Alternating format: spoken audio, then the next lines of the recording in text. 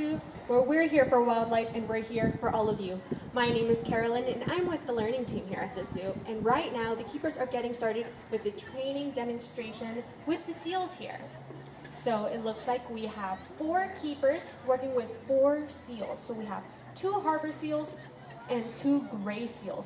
So the harbor seals, one just came up on that rock platform. They're going to have smaller bodies, a smaller nose, and a dark gray coloration on their body, as well as some speckles on their underbelly.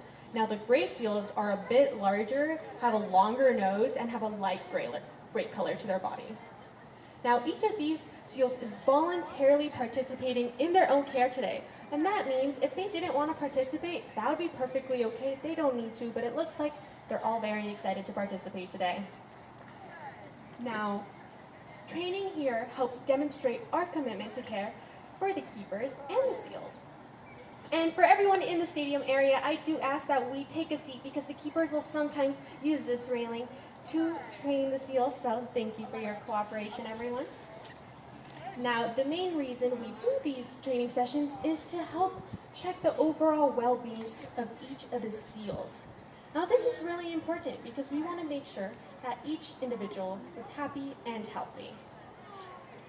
So one of the main benefits that we see here is that the keepers and the seals strengthen their bond, which is really awesome to see. The keepers get to see each individual, get to know each personality, and that's important for when they need to notice maybe any abnormal behaviors that might come up and they need to address immediately.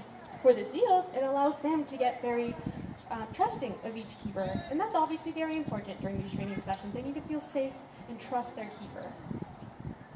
Now, another main benefit is that it helps prepare them for any veterinary visit. So the behaviors you're seeing them do here today is actually things we'd see at vet visits. So you may notice some seals are opening their mouth, and that should check on the overall health of their teeth, gums, and tongue. Because sometimes, just kind of like us, they need to brush their teeth. But they don't do it daily. They only do it when it's necessary, because sometimes they can get gum disease, just like us. Now, another behavior you may see is the seal spinning, and this is just to check on the overall mobility, check their muscles, make sure they're moving properly and there's no issues that they notice. One of my favorite behaviors that they'll do is they'll throw the target or a ring into the water, and this allows the seals to retrieve the object. One, find it and then retrieve it. So it's really awesome to see the seals demonstrate this kind of behavior that we'd see in the wild. Another favorite of mine is when they blow bubbles underwater. This is to make sure that their nasal passages are clear and there's nothing blocking them. Because just like us, they are mammals as well, so they need to breathe oxygen. So making sure those nasal passages are clear is key to their health.